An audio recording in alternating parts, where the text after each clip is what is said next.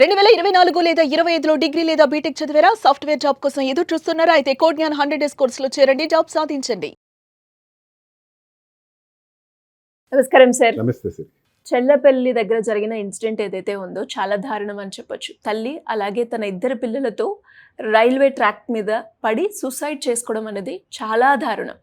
And అలాగే తను ఒక ఐటీ కంపెనీలో టీమ్ లీడర్ పొజిషన్ ఉంటూ ఫ్యామిలీ అంత బాగున్న సందర్భంలో ఇలాంటి ఇన్సిడెంట్ జరగడానికి గల కారణాలు ఏంటి? అసలు ఈ కేసు యొక్క మిస్టరీ ఏంటి సార్? అసలు ఏం జరిగింది? చల్లపల్లిలో జరిగినటువంటి ఇన్సిడెంట్ ఒక రకంగా తీసుకుంటే ఇప్పటివరకు మిస్టరీ అయితే ఛేదించడం జరగలేదు. ఒక ఫోన్ కాల్ ఏదో వచ్చింది. ఆ ఫోన్ కాల్ వచ్చిన తర్వాత తన పిల్లల్ని, ఒక కొడుకు కూతుర్ని తీసుకుని వెళ్ళి రైల్వే ట్రాక్ మీద పడుకుని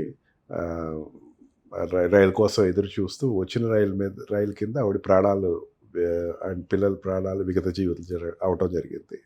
దీనికి కారణం అంటూ స్పెసిఫిక్గా ఏం కనపడదు. అంటే ఒక షెల్లప్ ఉంటుంది. అంటే ఈరోజు ఈ కారణం కాదు, ఈ కారణానికి ముందు కారణాలు ఏదైనా ఉండొచ్చు.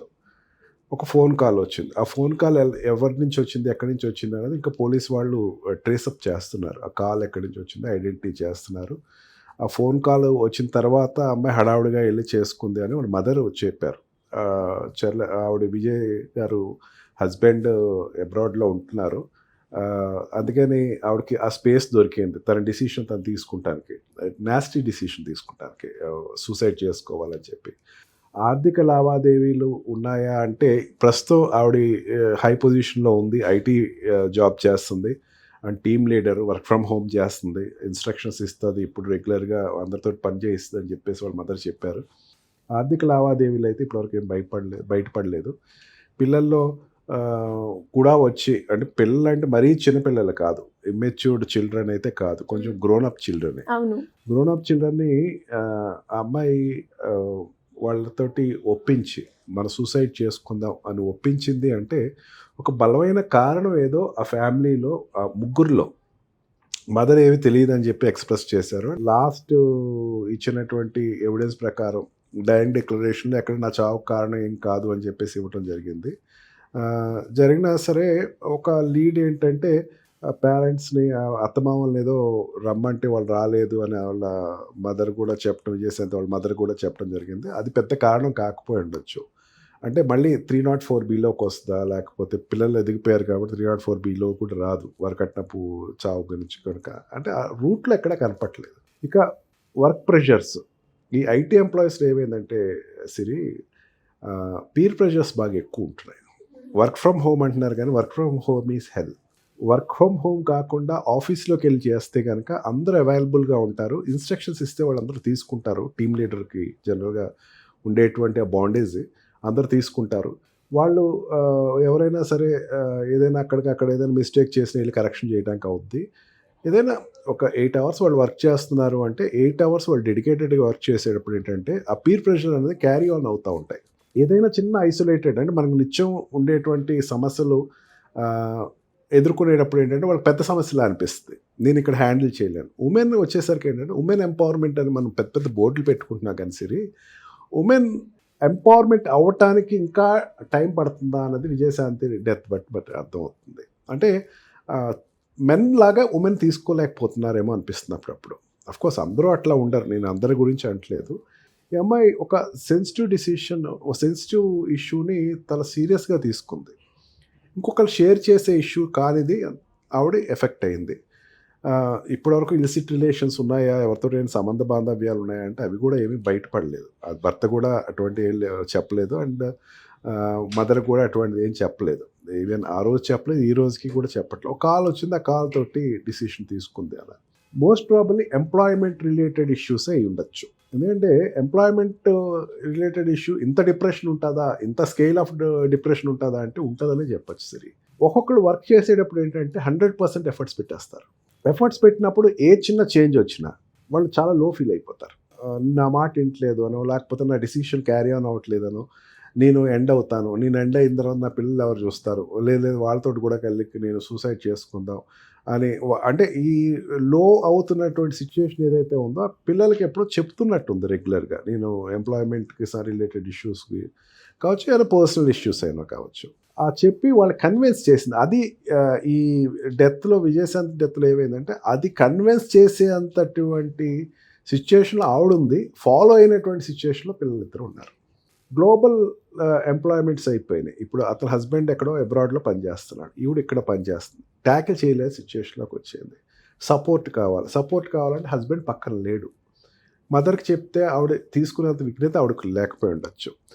ఆ సమస్య it's a threat call for her. ఎంత థ్రెట్ కాల్ అంటే నేను ఉండకూడదు, నా తర్వాత పిల్లలు చూడటానికి కూడా ఎవరు ఉండరు, పేరెంట్స్ ఎవరు రావట్లేదు, ఇన్లాస్ ఎవరు రావట్లేదు, హస్బెండ్ రాడు ఎందుకంటే అబ్రాడ్లో పనిచేస్తున్నాడు, ఇంకా మీ అందరూ కలిసి ఉండటం కష్టమేమో అని చెప్పేసి ఆవిడ ఒక డిసిషన్ తీసుకున్నట్టే కనపడుతుంది ఇప్పుడు వరకు ఉండేటువంటి సినారీస్లో చూసుకుంటే.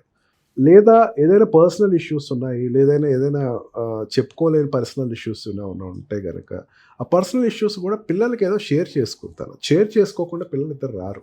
ఒక పిల్లవాడు he's pursuing his college education it seems, అంటే కొంచెం మెచ్యూరిటీ ఆఫ్ మైండ్ ఉంది. అండ్ ఆడపిల్ల ఆ అమ్మాయి కూడా కొంచెం మెచ్యూరిటీ ఉన్నట్టే కనపడుతుంది. వాళ్ళు కూడా యాక్సెప్ట్ చేసి వదిలే అమ్మా మేము కూడా వచ్చేస్తాం చచ్చిపోతాం అని చెప్పేటువంటి సిచ్యువేషన్ వచ్చిందంటే రీజన్ పెద్దదై ఉండొచ్చు. రీజన్ వాళ్ళకి పెద్దదై ఉండొచ్చు. ఒక చిన్న ఎగ్జాంపుల్ చెప్తాను సరే. నాకు ఈ రోజున ఒక కేసు ఓడిపోయాను అనుకుందాం.